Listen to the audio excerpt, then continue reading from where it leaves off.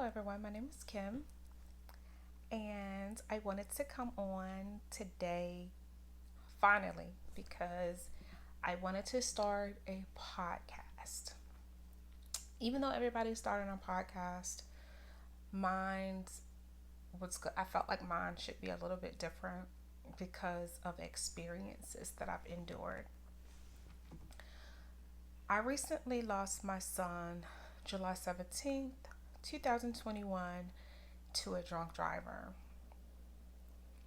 And I can recall having a dream 2 days prior, and I told him about it, and I told my best friend about it, and I was telling her and him how bad this accident was, or not an accident. All I saw was a whole bunch of blood, and I could see my younger son's face.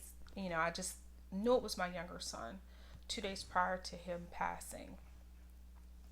All I saw was a whole bunch of blood. It was so much blood. And I remember telling him about it. He said, "Well, did you call him?" I said, "Yes, I've been calling him and blowing up his phone. Y'all know how I am when it comes to answering your phone. When I call, just answer. So I can know you're okay. I don't care if you're grown. It doesn't matter to me. I just want to know that you're okay." That's what mothers do. He didn't answer. So on my way to work on Friday, because this was on a Thursday that I told my son and them about it. On Friday, he called me back. I finally got him, and I was like, I laid him out. I was like, "Look, I know, you're an adult and you feel like you're grown. You don't have to check in. I'm not asking you to check in. I was just calling you because I had a dream," and I told him about the dream.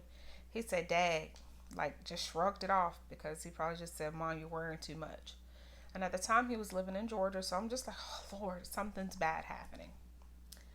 Fast forward, I was supposed to go down to Southern Virginia to check on my mom, and I had already told my husband because he was out of town for work, and so was my son. They work for the same company, and they were in Texas. Saturday morning, I was supposed to get up and go early. Something said I was going to get up and try to leave by 5 because the DMV area's traffic is ridiculous, and I wanted to leave at 5. 5 o'clock came around. Something said lay back down. I just couldn't. I hit the snooze button. Fast forward, I think it was like 8 something in the morning. His wife, because he had gotten married, he had a 6-month-old son at the time, um, called me, and she's screaming. Anybody that knows her knows she's extra. She's always saying, "Ma!" So she yelled at my phone, "Ma!" I'm like, "What?"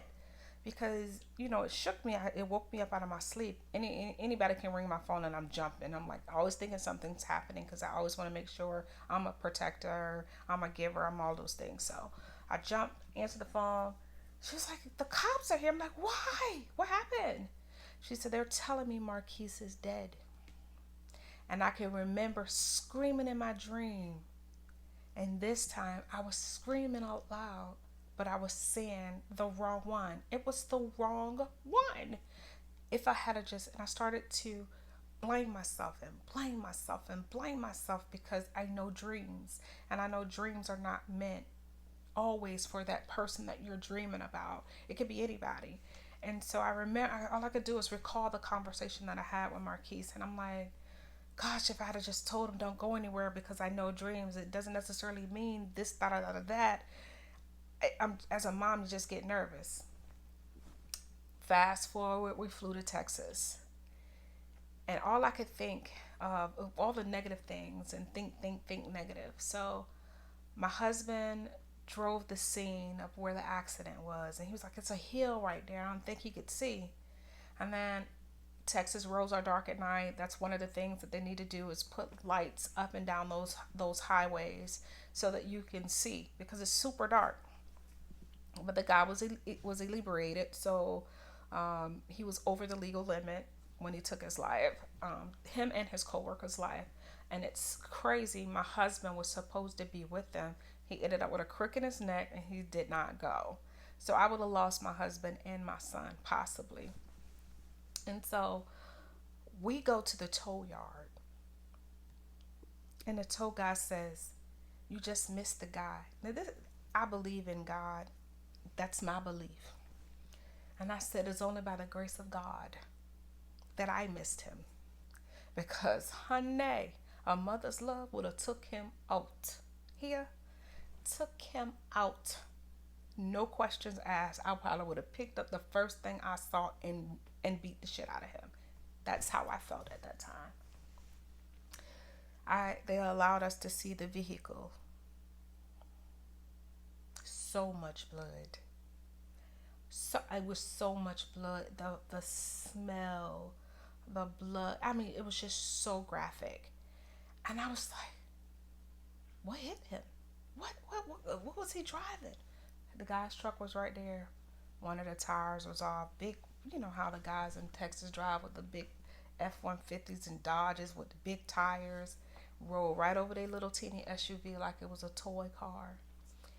And so we had to wait for the funeral home to open. We head to the funeral home. Funeral home, I'm like, I just want to see my son. She said, ma'am, you can't see your son. I said, you don't understand, ma'am. I need to see my son. I said, I just want to touch him, just one last time. She said, you can't. And I can't show you your son. I said, I need to see something. She said, I can let you see his hand. Ma'am, I'm just telling you, you don't want to see your son. It'll be the only thing that you'll ever visualize. She was right. Every day I close my eyes, I see my son's hand. I see his grandmother's name, Yvonne, tattooed on his arm, and my name. So all I see is that tattoo and his hand and how stiff it was. And, I could just see all of those things. So I am saying these things to you because as I was traveling this time, I went down to Southern Virginia to Virginia Beach because I told my husband, it's Mother's Day. I'm not in my right mind. I want to be by myself. He was out of town for work too. Again, I said I need to not be at home because it's my son's. But it's just memories, and it's Mother's Day. Yeah, and I know I got Robert and I got Hakeem and I have Little Robert and I have Cadence and Kason. I have all those. My husband and my best friend, to show me love. It's not the same as grieving your son. He was the first person who taught me how to love unconditionally, how to support and be there for someone, and just no matter what, be there for somebody. And that's what he taught me. He taught me that first. And he taught me that, and regardless of how a person treats you, mama, I'm always going to be here. So, I'm trying not to cry, y'all. So, Mother's Day was hard. Birthdays, Christmas, holidays are tough. So I said, I'm going down. He said, okay, I'll book your room for you. He booked my room. On my way back, I was listening to gospel music. I do this when I'm in my car because I like to pray in my car. I find great solace and quiet and peace when I'm in the car. I also find it at home in the closet too. Everybody say you got to pray in closet. I do. I literally would get in there on the floor and just pray because I find it's peaceful. It's small, it's confined, and it's just me. And every song that came on was helping me along the way, along the journey back home because I drove by myself. It helped me. And every bit and piece of a song stated to me, you need to walk in your own journey. And I said, I got it, God. I understand. And I get it. So me taking from that walking your own truth and your own journey was nobody can tell you how to feel. Nobody can say it's the devil that has you depressed. Nobody can tell you anything when it comes to you grieving the loss of your child. And my mom is one of the ones. She be like, girl, you can't tell me what I need to do. What you can tell me is, go find some time and go be by yourself and go pray, because God will help you get through this. I can't help you get through this. This is something that you have to lean on faith and faith for and God for. And, go find your inner peace at this, and knowing that he ain't suffering from nothing. He, whatever, just something. And I was literally, Lord, forgive me, but I was watching the Basketball Wives reunion, and the young lady had lost her daughter, I think it was her only child, and I can't think of her name, Lord, forgive me, but I do know Jackie Christie. Everybody knows Jackie Christie. She said that she wasn't there for her. She didn't show up. And I said, okay. And then I remember feeling the same way when somebody didn't show up for me. And I remember praying about it. I was like, I don't want to deal with these people anymore. I don't want to deal with them because they didn't show up for me. And I said, no, that's not it. Because what if they had showed up and they said something wrong, or didn't do something correct, or whatever. None of that really matters if they didn't show up, because you have your memories, you have the love for your kid, and it's nothing they could have said or done to make you feel better. Even if they had showed up, you probably look. That person could have been ugly. You could have just been looking at them like, God, they were the worst person that they could. And everybody doesn't say things correctly out of their mouth when they don't really know what to say. And it's hard to say. When people die, people don't know what to say. Heck, I don't even know what to say other than my condolences. Whether it's sincere or not, that's all you can really say.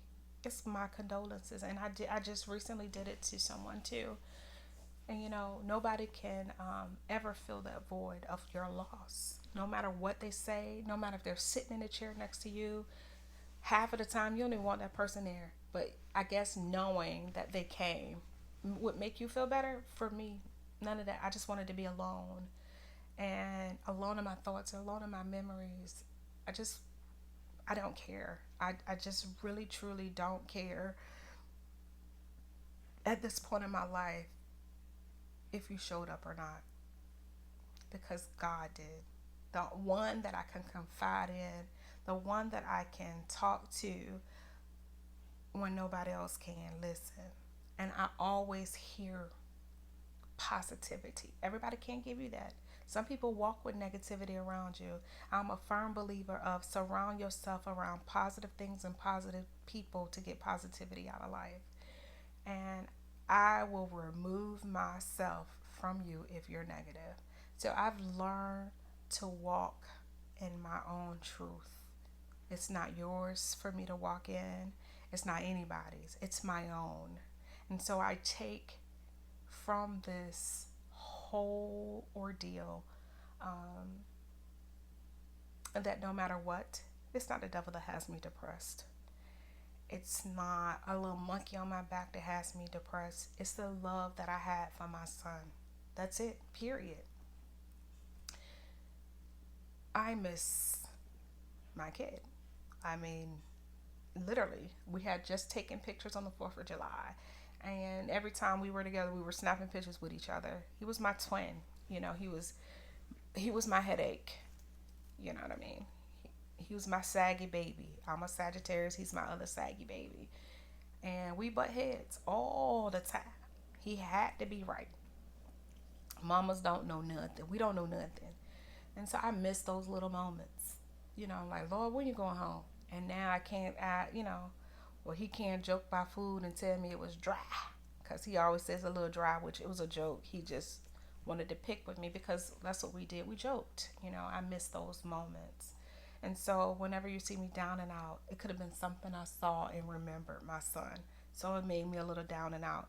So it's not that the devil has me depressed. If I'm depressed on something else outside of this, yeah. And then you have regular life around that whole situation. You got a spouse, you got friends, you got grandchildren, you got this, you got aunt, you got mom and a daddy that's older. All those other things added in on top of your shoulders at the same token. It's a lot. So you can have moments to where you're just feeling a little down. However, I will honestly tell you is to learn how to find peace in your decisions. Find solace somewhere where you can just have time to think. And then, last but not least, and first of all, love me, love you, love yourself. I love me, you know, and I also started to do more for me. I care about me. I care about my health. I care about my wealth. I care about all things me. And and if I get down and out sometimes, so be it. You can have fun. You can still go out. You could do you could do a lot of things in life, but learn to walk in your truth of who you are, what you are, and who you are becoming, regardless of what has happened to you in your life. Never let that dictate your future. That is it. That is all, you guys. Be blessed and highly favored because you deserve it. I am here if you need to talk to somebody, for those who have lost their child and they don't know how to pray, or you don't know how to even start your prayer. I'm here. I just, and if you want to know from the beginning, from right now, you just start your prayer off and say, God, I just need understanding and I need peace. And I am at peace that my son is gone, but I still need him. And on those times that I am down, I need him. So again, thank you so much. Be blessed. Loves you. Bye.